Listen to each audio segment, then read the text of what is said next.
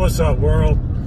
It's been a long time since I made a YouTube video, but because of an experience that I had last night, and usually there's a trigger, and that's why I make these kind of videos,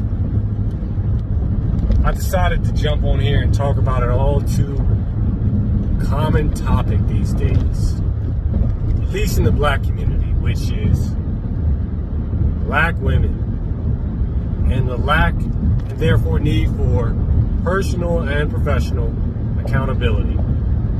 Now, this will not be a reaction video. This will actually be me talking about lived experiences that I lived, that I had personally. And I have noticed that it does seem like, hey, if somebody wants to go viral, if somebody wants their video to blow up or get noticed, just talk about a black person. Just talk about a black woman. Just demean them. Or nobody's going to be demeaning any black women in this video. We're just going to be telling the truth, sharing some sarcasm, giving some feedback. Not any advice, just feedback. And everybody loves stories, so strap in, shut up, and here we go. Now, full disclaimer, I want to go ahead and say that this does not apply to all black women. My wife is the most responsible, the most accountable woman I have ever known. And I ain't just saying it because she's my wife. It's the truth. If I didn't have my wife, I would be shit out of luck up a creek, because so many of the things in life that I have learned have been the result of what my wife has taught me. That's a fact.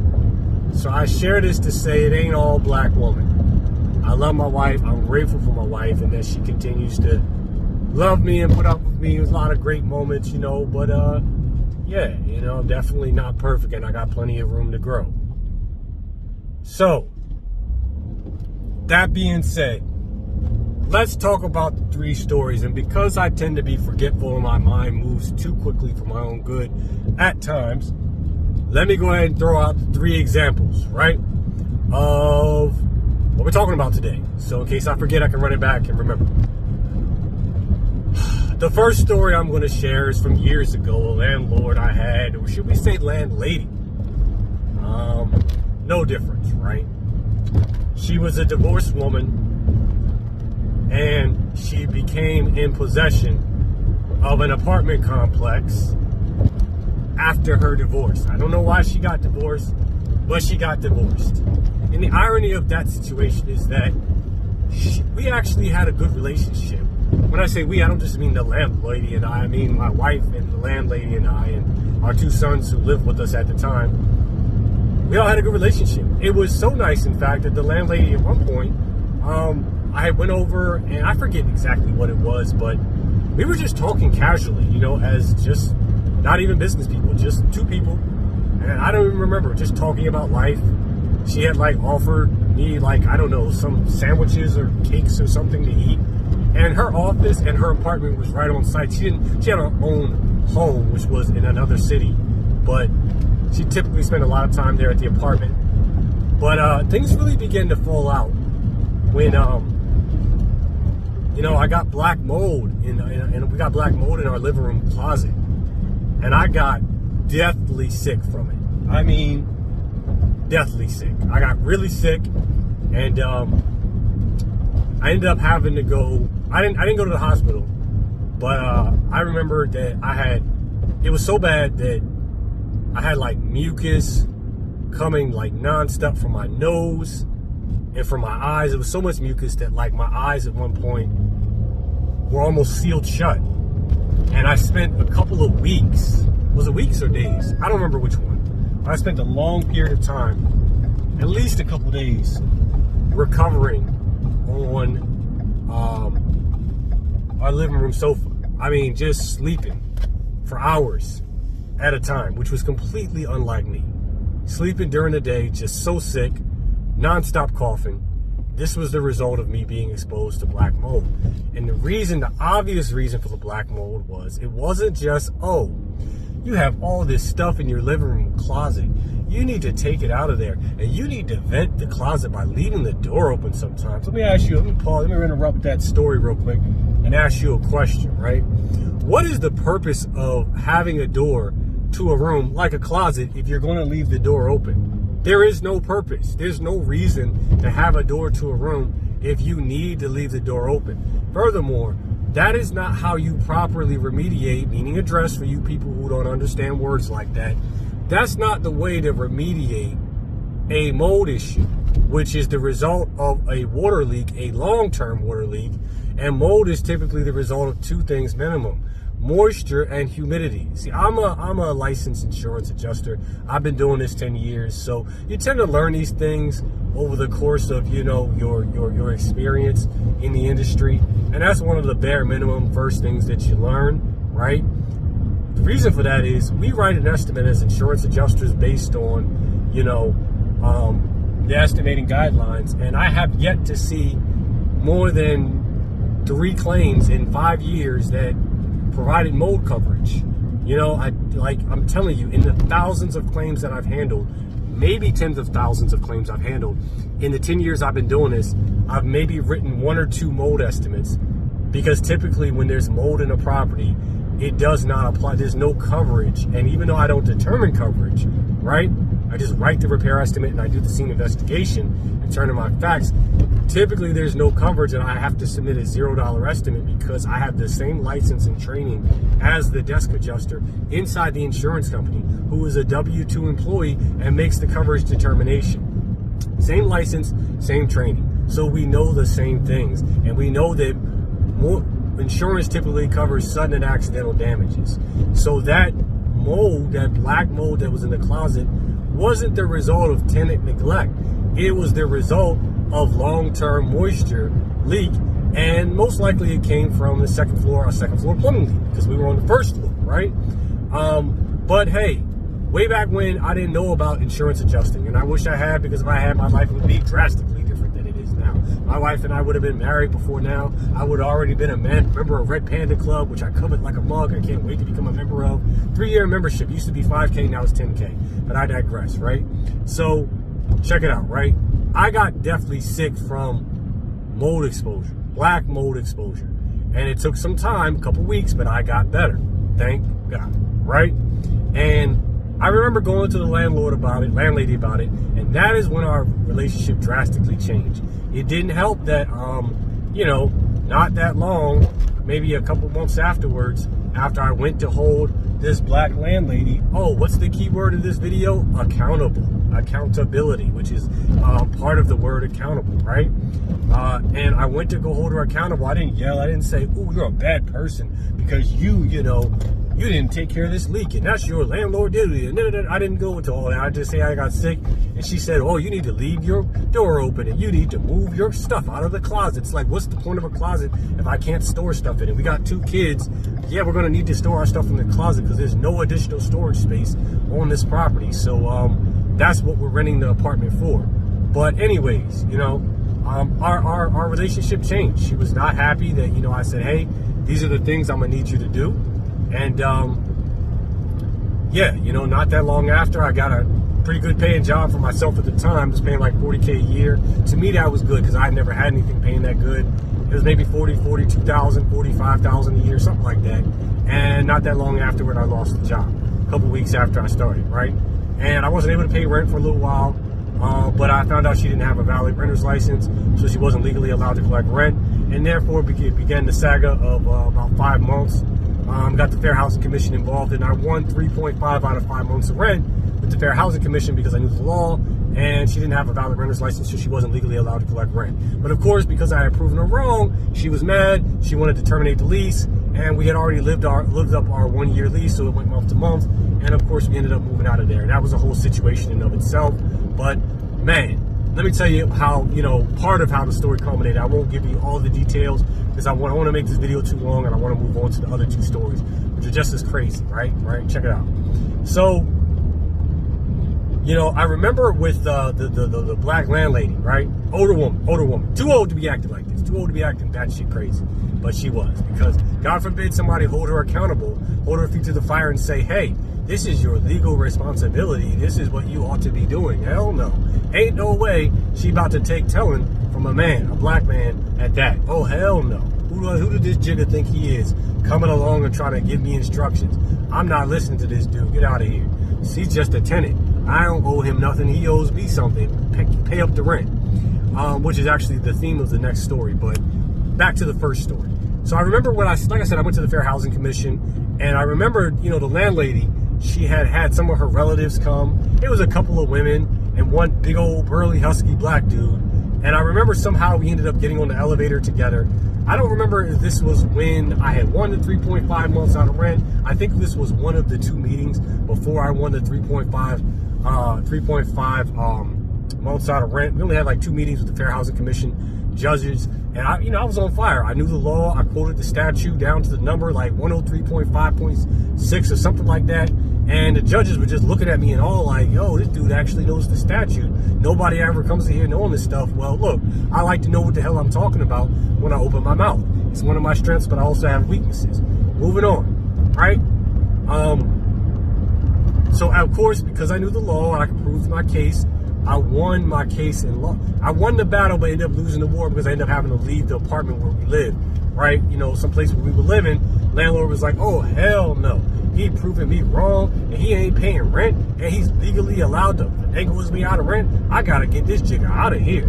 It is an affront to my ego. How dare I get this? I got this big old apartment complex, and here come this joker coming along and weaseling his way out of rent. I don't respect that. Oh, hell no. I need all my money. So, listen, I won my case, but when I got up, it was the first meeting with the Fair Housing Commission judges, and I ended up getting on the elevator with the landlady and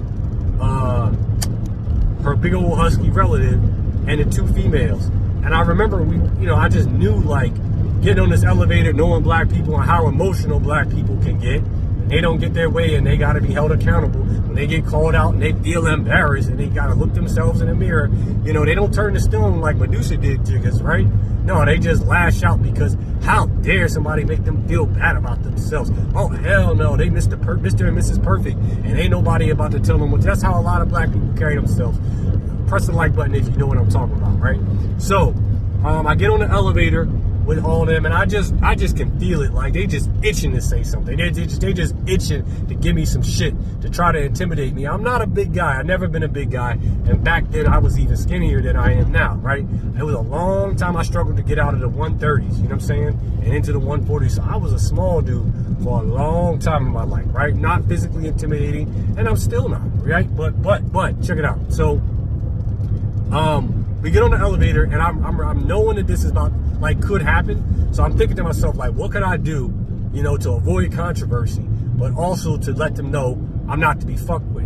And I remember this scene from the Punisher movie with Thomas Jane, where this dude held a gun to Thomas Jane's head, and Thomas Jane recalled the Punisher, he playing Frank Castle, he recalled his Marine training, and, knowing that he might be about to die, but refusing to show fear, he just tensed his body muscles real tight and gave the meanest, angriest look he could to the guy with the gun to his head. And the guy, of course, with the gun to his head, took the gun away, and I don't remember what happened next, but Thomas Jane didn't get shot in the head at that time. So, here's what I'm trying to say, right? I got on the elevator, and that's the whole ride down, which was like 4 or 5 floors down to the ground. I just held this angry, mean look on my face. I remember the big husky dude looking at me several times, and I could just tell he wanted to say something. You could just see it. He looked over, his mouth kind of opened a little bit, but I just was this little skinny, scrawny dude on the elevator in the corner, just looking mean as heck, angry than a mug. Even though things were going my way, I just looked angry as heck, and I just wanted to look, I had to look as unstable as possible because, that's the thing. Like, when it comes to, I hate to say it, but I know my people. I know my black people. I love my black people, but I don't love chaos. I don't love drama. I don't love violence, and I don't love people who start problems for no reason. You feel me? And so, here's the thing, right? These were, some black people that I could tell wanted to start some problems. And I wasn't. These were some black people who wanted to start some problems. And I personally was not about to have it. I was not about to tolerate that. You feel me? I wasn't about to do that. So, I wasn't about to put up with that. So I just gave the meanest, angriest look that I could while I was on that elevator, 5 flights down. And, hey, they left me alone the whole ride down the elevator. And I did that because in my mind, I was like, I gotta show myself to be mentally unstable in order to get these people to leave me alone. Because that's the only thing that it seems a lot of times chaotic, crazy black people respect is the fear of death or violence. And it's a shame, but that's just how a lot of black people move. Not all. Not the ones I follow on Instagram, not the ones that are on my friends list and I associate myself with, but that's how a lot of black people move. And I ain't trying to be a part of that movement. So let's move on to story number 2, right? Story number 2 is kind of crazy. And it didn't happen to me necessarily, but you know, there's been a couple of different property managers, you know, where we live at, you feel me? And I learned, you know, a lesson, and it's an important lesson that if you made it this far in the video, I hope you take note and you pass the message on, because it's important, right? But the short version is there was this, you know, black property manager, and just from the jump, I could tell she just had a nasty attitude. She had these long nails and, you know, long fake hair and long eyelashes, and it's just a certain type of demeanor that comes with, you know, a black woman who dresses that way. You know, stereotypes exist for a reason because they're based largely in truth, and that is how this woman conducted herself. And she was nasty to me a few times, whereas the other property managers who just so happened to not be black were not nasty, and they conducted themselves as friendly professionals, and they got things done, and you know, they were helpful and they were useful, and they didn't bring personal feelings into the workplace. So, you know, I wasn't there the day that this happened, but I did hear about it. There was this mother, single mother that lived on the first floor of our complex with 2 daughters. And, you know, her situation was sad because, you know, she wasn't always a single mother. But her husband died, you know, and it was a very unfortunate situation, and she was stuck with, you know, 2 children. And there she was, you know, and as can be expected with a single mother, she didn't really make it too far. You know, she didn't make it too far. She ended up owing rent, and, you know, over a period of time, she did end up getting evicted. And I felt for her, I really did. But my wife was like, hey, you need to stay out of this situation. And that is exactly what, you know, what I did and what we did. You know, as much as I wanted to help and give her information and facts to, you know, help her combat the eviction process, you know, I had to leave it be, you know, because that's what my wife said to do, and that's what I did, you know. But the crazy thing about this property manager is not that she was nasty to me. What was crazy is that, you know, I had actually was, like I said, I was out. I wasn't home when this happened. I came home and I had heard about it.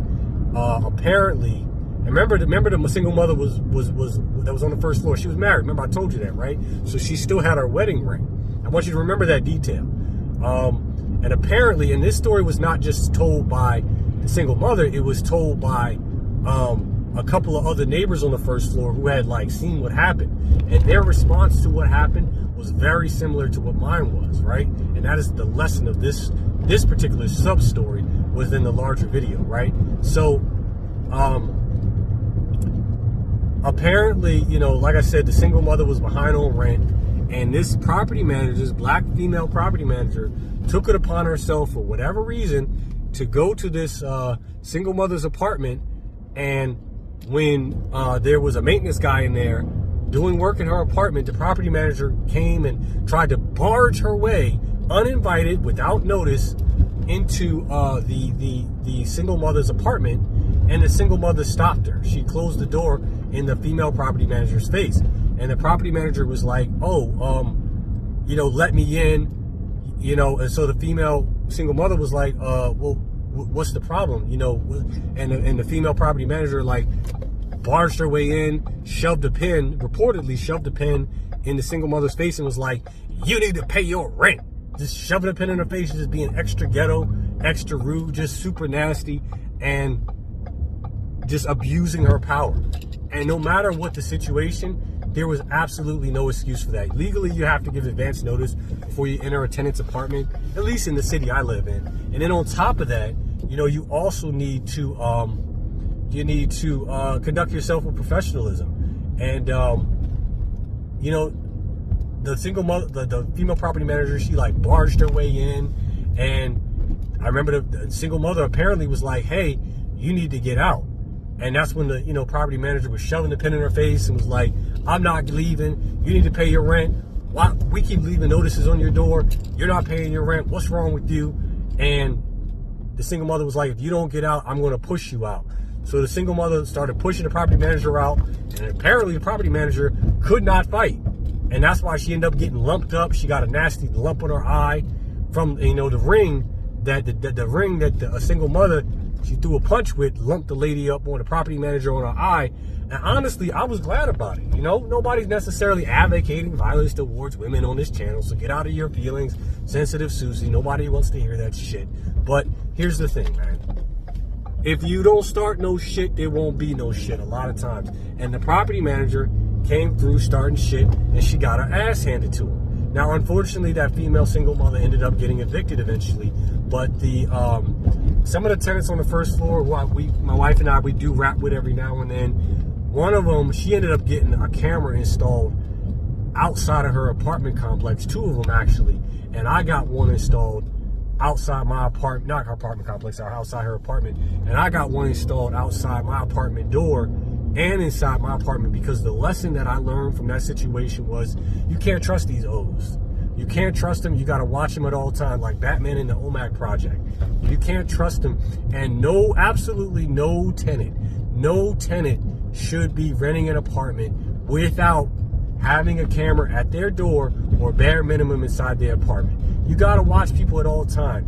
And it's crazy because even some of the male tenants that I've talked to have said, and these guys are bigger guys than me, have said that, yeah, property maintenance have just burst their way right into their apartment. You just walk right in, unlock the door, walk right in. Sometimes even when the male tenants or the female tenants are right there inside the apartment complex. Inside the apartment. Like, how do you just walk into somebody's apartment without warning, without permission? You don't do that. You don't know what they're doing. You don't know what they could be naked, they could be intimate. You don't know what they're doing. But you just barge your way in because you think you can, because you got the keys. Hell no. You got to watch motherfuckers at all times.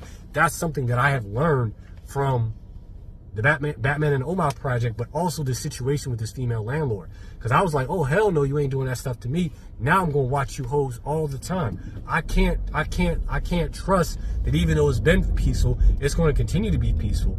And talking to upper management for the apartment complex, they kept telling us that shorty was coming back. They kept telling us that female property manager was coming back, and I was like, well, I'm trying to deal with that. I'm not trying to, I'm not trying to go. You telling me she coming? All right, well, if she coming back, well, yeah, I'm gonna have to make sure I watch the hallways at all times. And I told my neighbors, I was like, look, if somebody is gonna watch, if she coming, I was like, look, if she coming back, or regardless if she coming back, here's what I'm gonna do.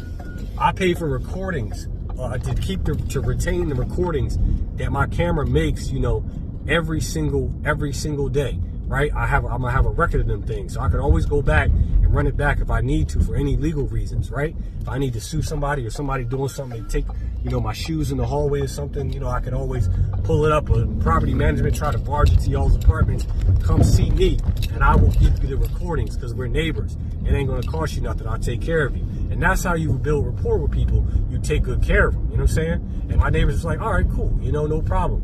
But yeah, after that situation, I learned I gotta watch y'all all the time because I can't trust y'all. If y'all are going to employ somebody, a ghetto ass ratchet person, not because she is black, not because of how she dresses, but because of what she did. Somebody who let her emotions run rampant. And then what I'm hearing is this black shorty, what she did, she was married, and what she did was the same day that she got busted up by the tenant whose apartment she had no business barging in, she ran her little ass right down to the police district, like 10 minutes down the street, and filed a police report against shorty, and there was a warrant out for the single mother's arrest. And it's like, you started the shit, but then you went and filed a complaint and said that it was somebody else. So you're not just a troublemaker, you're a snake and a liar. And I definitely can't trust nobody like you. And I got a toddler and a wife. Oh no, I gotta watch you at all times. Because you're trouble. You're evil. You know what I'm saying? And the lesson here, like I said, I'm gonna say it one more time. If you choose not to listen, that's on you. But every single tenant ought to have a camera, at least one camera inside their apartment complex. You got to, because you can't trust these hoes. It's that simple. Now, on to the last story, right? And I had to like pull together 3 stories, because 2 stories is like, I know it's kind of boring, right? But 3 stories, you might stay for the long haul. You might stick around. I don't know. But this is what happened to me last night, and this, is kind of why I chose to make this video, right? I took my wife out to a really nice restaurant. I asked her, where do you want to go? We're going to celebrate your birthday dinner. It's a week late, but we're going to celebrate your birthday dinner. I have a Valentine's Day wife, Valentine's Day baby. So last night went really well. I'll put it that way. But here's the thing, right? When we went out to the dinner, it was beautiful. We enjoyed ourselves. You know what I'm saying? The ambiance was incredible. The food was good. Not the best food I've ever had. Hell no, but it was good. You feel me? The service was really, really good. But there was this one person who just couldn't stop being, I don't want to say couldn't stop being black enough, but just couldn't leave ghetto-ness out of their professional shift, right? What they were called to do, what they were required to do was come to work, do their job, get clock out, and leave. But this person just couldn't stop being ghetto. They just couldn't leave well enough alone. They just had to ghetto it up, had to dust it up, be all ghetto and all that bullshit. Now listen, I have nothing against black people. I'm black. I have nothing against black women. My mama black. My wife is black. My mother-in-law black. My sisters-in-law are black. You feel me? I got nothing against gay black women. My sister-in-law's a gay black woman. I don't care. Some of the people I've been coolest with in my life are gay black females because they kind of masculine. I got no issue with that. I'm a masculine black man, so I don't have an issue with that. My issue is, like with anybody, listen. Terry Crews said it best in White Chicks. He said, "Oh no, my brother, you got to find your own." Now, she was a female, so she's not a brother, you feel me? But she was, she was a female that was, assuming a masculine role because that is her sexual disposition, her sexual orientation. She liked females. I don't care, but this is my woman. And last night I was taking my woman out to eat at a restaurant we never been to, and it was super professional. And I hate to say it, but listen, all the white people were super professional. And there was a couple black servers who carried themselves extremely professionally. But this one black woman who wasn't a server and didn't belong on the dining room floor, she looked like a line cook or something. What did she do? My wife was facing the larger dining room. I was facing the bathrooms, you feel me? So I couldn't see everything going on behind me. But, I watched my wife back, she watched mine, whatever. So, what happened? My wife had told me, oh yeah, random people walk by smiling, because my wife looked really, really nice last night. She had the chopsticks in her hair. She looked very nice, very attractive, but she did that for me, not for y'all hoes, not to get y'all's attention. She did it for me. Even before the wedding and the nice wedding ring and the band she got on, she was faithful. And thank God I can say that, because a lot of females these days are not faithful. Men too, sure, okay? But we're talking about females, right? Talking about black females right now. Stay on topic. Stay on topic. Don't get distracted. Take your ADHD medication if you need it, because I need you to stay on topic. Come back to the center. You can't take me off center, right? So here's the thing. My wife has said to me, oh, that was weird, as this female line cook or whatever she was walked by. She was like, oh yeah, this female, she just, she walked past me, she smiled, and then she winked at me. And my wife, she was cool about it. She played it off. She was like, oh yeah, I just take it as a compliment. It wasn't like it was a guy. I would take it a little bit more offensively. But it wasn't just that bothered me, right? Because clearly that's a woman hitting on my wife. I don't appreciate, and I'm there for dinner. I'm not there for you to come out of your element and play Mr. and Mrs. Steal Your Girl, whatever the hell you want to call it. I'm there to get my food cooked, to have a great experience, pay my bill, and leave. And here was somebody that was like, oh, this is a black person. They ain't gonna do nothing. They ain't gonna say nothing. I can do whatever I want. And that's a common theme I've noticed among black people, is that they just feel like they can just do whatever they want, and they don't have to be accountable for anything. Hold on, shoot. I'm gonna have to all right, so I got interrupted real quick, but we're gonna run it back, wrap this story up. But like I said,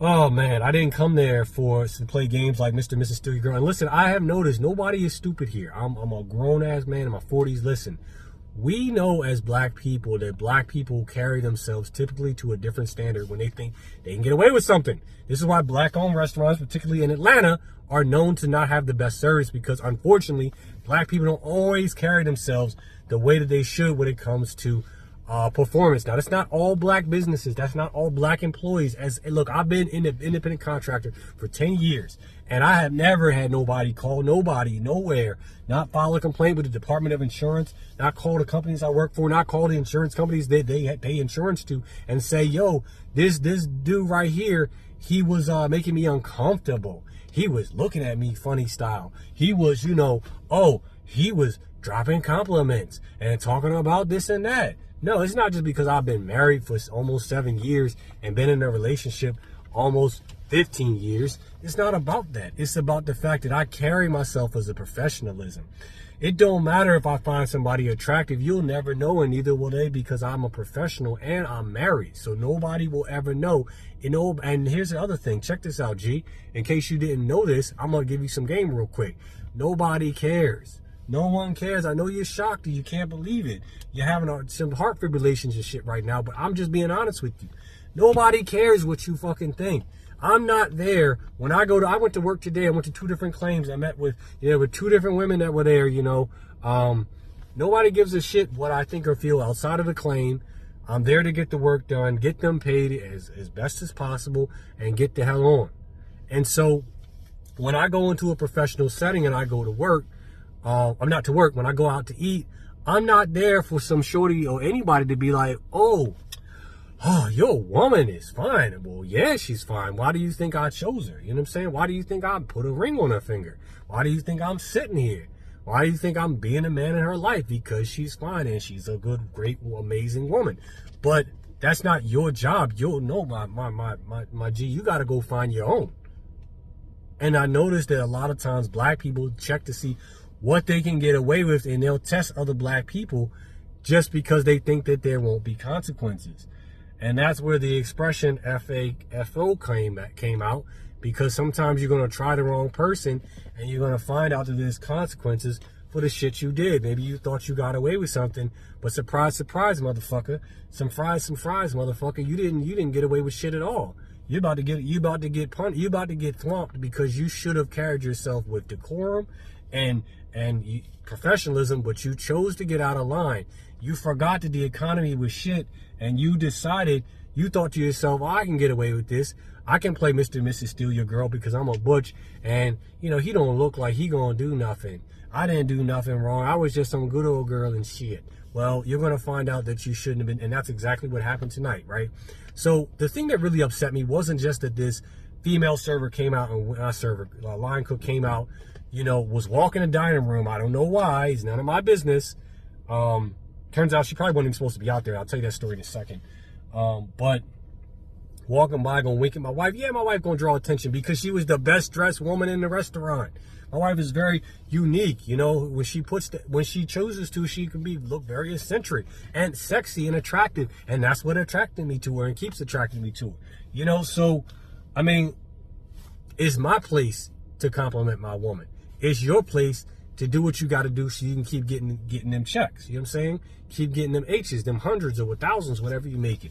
And the thing that upset me was not only did the line cook walk past, wink at my wife, which I didn't see, but my wife told me about, but she actually went in the back, came back out, stood in the doorway that connects the dining room to the kitchen area, and gonna stand there and stare at me for 3 to 5 whole seconds and then disappear.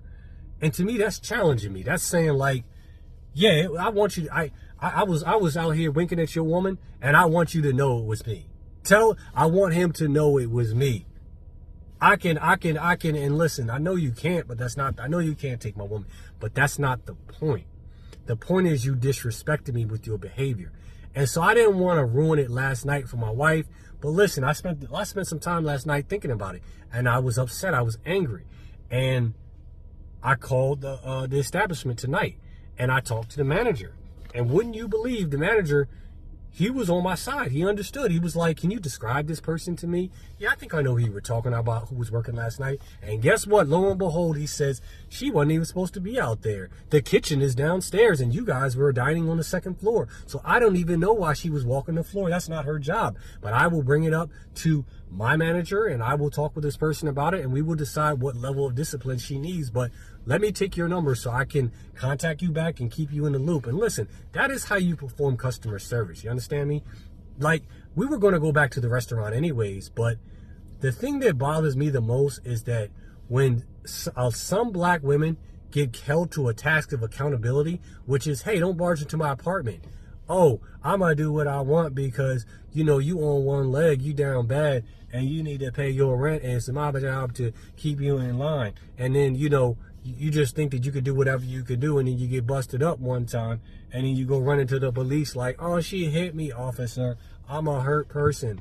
Get her, get her. Like, you just a snake and a coward. Because not only can't you box, you didn't take that L like a G, and then you went and lied on this person and tried to ruin their whole effing life. So, you know, that situation was good because it taught me, hey, I need to get some cameras, you know, to protect my family and I. But, there is a serious issue when it comes to a lack of accountability in the black community. And I'm not going to go deep into it. I just gave you my 3 stories. The first story is from years ago. It's from a long time ago. You know what I'm saying? But honestly, I don't even argue with black people, especially not black dudes. But I don't argue with black women either. Because with a lot of black dudes, they were raised by black females and they're super feminine, super soft, super emotional. And I don't get into that. You know what I'm saying? I just stay calm. I'm chill. Because one thing I've noticed is black people hate accountability. They hate that shit. They hate to be called out and told what they did wrong. Now, I'm pretty good, I think, at accountability. I could be better, but that's something I noticed. You know what I'm saying? Black people just hate being called to task, told what they did wrong. But if, you know, it's like the black women, right? They listen to what is the saying? They listen to their pastor, right? They listen to their white bosses or whatever. Yes, they'd be like, yes, sir, no, sir, but let it be another black man telling you what to do. Who he think he is? He can't tell me what to do. And look, whatever. I just keep my peace by like trying to stay away from certain black people, you know, certain types of black people. I just try to avoid them at all costs. That's why I'm in the industry I'm in, because I was like a hit and run, not with the vehicle, but like it's one and done for me. And I said that many times to many different insurance claimants. I come here once, I'll probably never see you again, because that is the process. I do my scene investigation, turn in the facts, I'm going, you know? But I like that for that reason, because 99% of the time, people I deal with are super nice, and some are extremely nice. People have offered me food and, you know, books, all kind of stuff. I have great experiences, but every once in a blue moon, I will have a nasty experience with, you know, an insured, and it's almost always a black person that's being just nasty and rude. So how do I wrap this video up? I want to say, you know, the obvious, that there is a severe need for accountability in the black community. And this is not about punching down on black women and, you know, all that kind of stuff.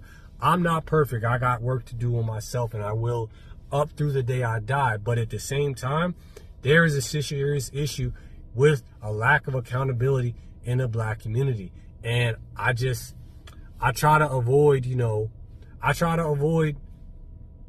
certain types of rah-rah, just hood black chicks, you know. And I ain't gonna lie to you, you know, watching the modern woman bury herself because she doesn't want to be accountable, she doesn't want to be feminine, she doesn't want to be friendly, you know, she doesn't want to take telling like Shantesh. I don't have those issues, you know. That's on, you know, the black woman in my community. But, you know, sometimes things have to get worse before they get better. But the night is always darkest just before the dawn. And unfortunately, in our community, we haven't reached the blackest night yet. Shout out to DC Comics. We haven't reached the blackest night. We haven't reached the point where the night is always darkest just before the dawn. We haven't got to that point because we have to, all right, it's like the stock market. Things have to get so bad that they can't fall any further. And then once that happens, then I think that's when we can rise from the abyss, this mental abyss that, you know, this divide in our community where a lot of black men don't want to, you know, date black women, don't want to, you know, marry black women. you know, because the divorce rates are so high and because there's so many nasty modern black women out here. And I see stories about them all the time. You know, hey, I don't have that issue, thank goodness. My wife got me out of that, you know, out of the dating scene long time ago, you know, saved me from myself, treat me amazingly. And, you know, I'm trying to keep her as long as I'm alive, you know, and I'm grateful that she gave me my first child. She gave me a family, something I didn't have, you know, before I met her. And all I can say to you people out there is, in the words of Wellington Ojukwu, good luck, you know, because I don't know what the dating scene is like. I don't want to know, but until accountability, it's like until accountability is a common theme. Accountability and femininity, as I like to call it, the correct expression is femininity. And femininity is not just, oh, I got my hair done, I got my nails done, I'm wearing heels. That's not femininity, because like Chantel Simone said, if that was the case, then Transformers would be known as feminine. But we ain't talking about them. We're talking about actual genetic true females, right? Not talking about Aaron Page, which, you know, he used to be a woman, but that's neither here nor there, right? Yeah, Inception, and what's the other movie that he was in that I super duper love? I forget. I was just writing about it a couple days ago. Anyways, until accountability and femininity are commonplace in the black community, marriage and black on black successful black on black relationship rates will continue to fall, not just in the United States, but around the world where modern woman culture is present. And the mindset is present. And also, the other thing I want to point out is this, right? You know, shout out to the Boondocks. Gotta get a quote in before I go, right? Like Ratchet Riley used to say in the Boondocks, at what point does accountability start to play a factor in this equation? And Tom Dubois was like, oh, I don't think that's, and Riley's like, I see piss coming, I move. Tom Dubois was like, okay, yes, I get it. And Riley's like, she saw a piss coming, she stayed. And Tom Dubois was like, yes, she did, but, and Riley says, and why should I have to miss out on the next R. Kelly album just for that? Now, full stop. I don't support what R. Kelly did. He's a convicted pedophile, a convicted sex offender. You know, if he didn't do those things by some miracle, then he was wrongly convicted, but I believe he did do those things, and he's right where he belongs, right? You can't be doing that stuff. You cannot be, you know, messing with minors. That's wrong. That's why Drake got called out on the world stage and on the CD by Kendrick Lamar. Shout out to Kendrick Lamar. But listen, accountability is necessary.